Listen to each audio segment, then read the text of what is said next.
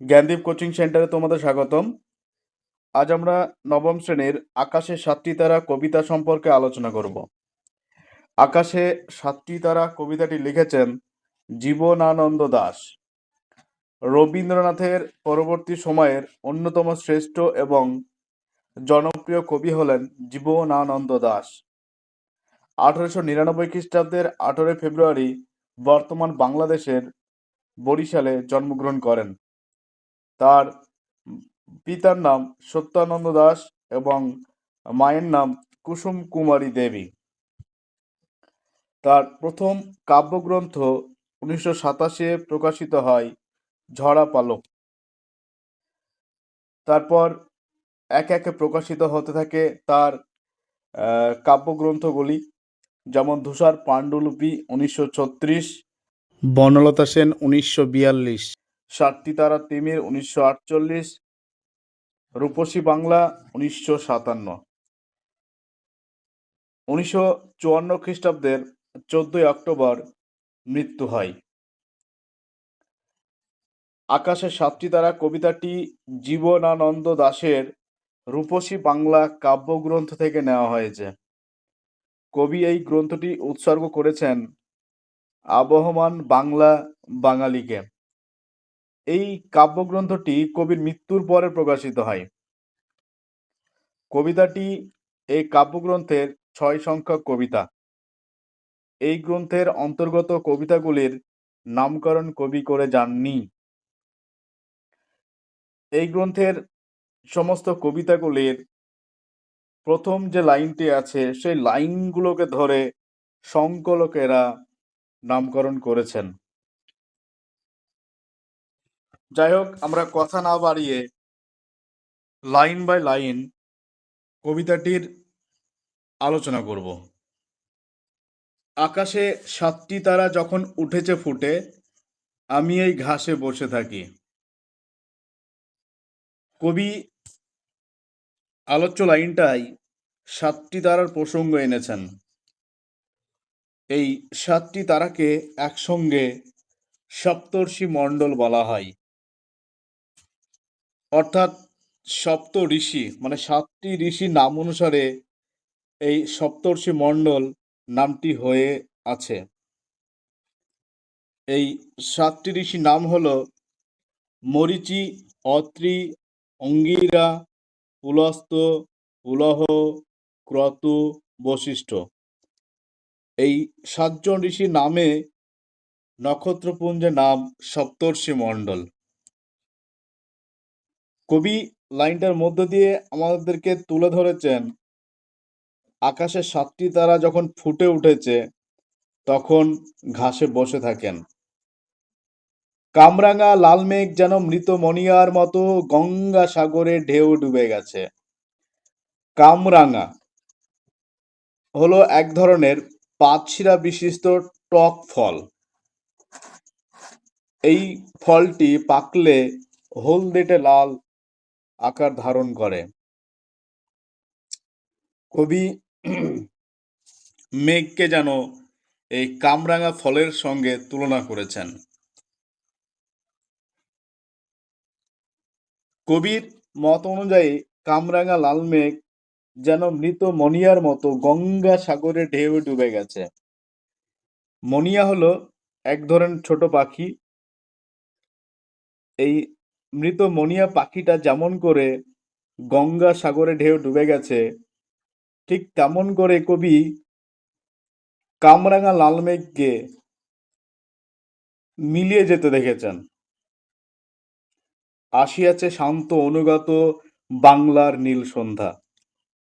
তারপরেই কবি দেখেছেন বাংলার বুকে নেমে এসেছে নীল সন্ধ্যা, এক শান্ত অনুগত, নীরবে নিশ্চুপে নেমে এসেছে বাংলার বুকে নীল সন্ধ্যা।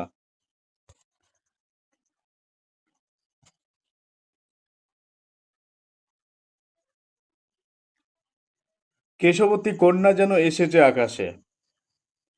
কেশবতী কন্যা বলতে যে নারীর ঘন কালো চুল রয়েছে তাকে বলা হয় কেশবতী কন্যা।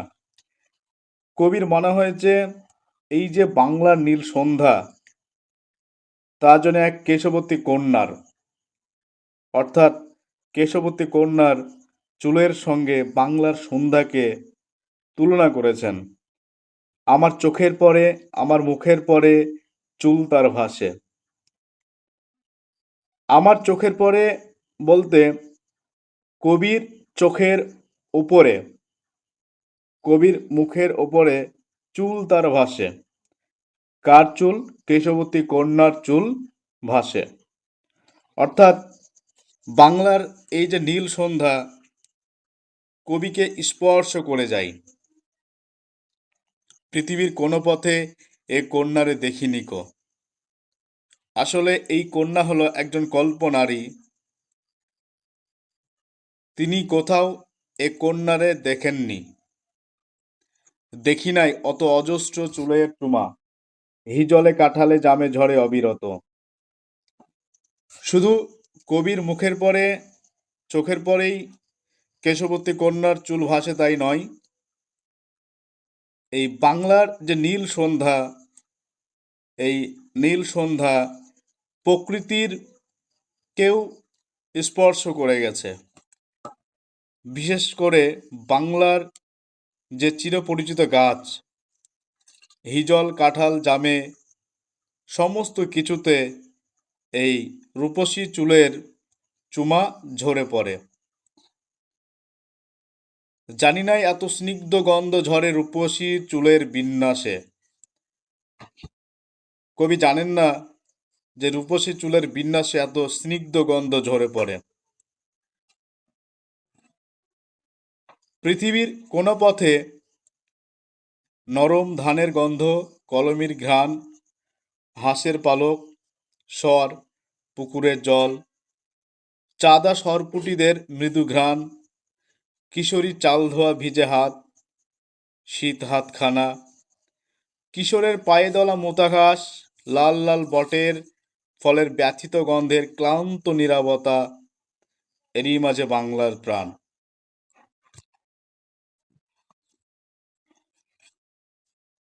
কবি দেখেছেন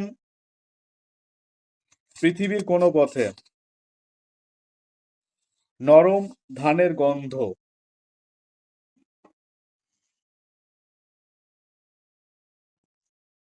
নরম ধানের গন্ধ, কলমির ঘ্রাণ। কলমি হলো এক ধরনের শাক যেটা পুকুর বা জলাশয়ের ধারে দেখা যায়। তার সঙ্গে আরো দেখেছেন হাঁসের পালক, স্বর। স্বর বলতে এখানে ছোট ছোট ঘাসকে বুঝিয়েছেন। পুকুরের জল, চাঁদা সরপুটিদের মৃদু ঘ্রাণ। গ্রাম গ্রাম বাংলার যে চিরপরিচিত মাছ চাঁদা এবং সরপুটি, কবি এই বাংলাতেই দেখেছেন। তারপর কিশোরীর চাল ধোয়া ভিজে হাত, শীত হাতখানা, কিশোরের পায়ে দোলা মোথা ঘাস। গ্রাম বাংলায় দেখা যায় কিশোরেরা, অর্থাৎ বালক বালিকারা, তারা ছুটন্ত হয়, তারা চলন্ত হয়, তাদের পায়ের চাপে মুথা ঘাসগুলো থেতলে যায়। তারপরে কবি দেখেছেন বটফল বট গাছ থেকে ঝরে পড়ে এবং সেই বটফলটা পড়ার সঙ্গে সঙ্গে থেতলে যায়।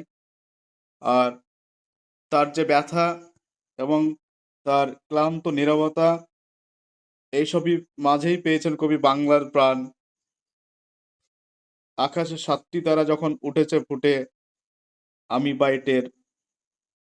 তাই বাংলার নীল সন্ধ্যা যখন ঘনিয়ে আসে, অর্থাৎ বাংলার সন্ধ্যা যখন নেমে আসে, তখন কবি বাংলার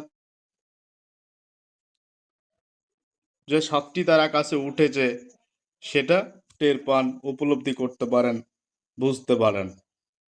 আকাশে ৭টি তারা কবিতা থেকে 3 ও 5 মার্কের যে প্রশ্নগুলো আসতে পারে সেগুলি হলো, কামরাঙা লাল মেঘ যেন মৃত মণিয়ার মতো।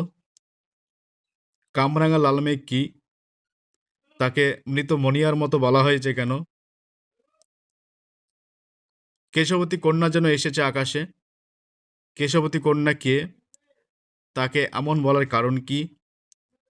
পৃথিবীর কোন পথে এ কন্যারে দেখিনি কো। আলোচ্য অংশটি তাৎপর্য বিশ্লেষণ করো। লাল লাল বটের ফলের ব্যথিত গন্ধের ক্লান্ত নীরবতা, তাৎপর্য বিশ্লেষণ করো।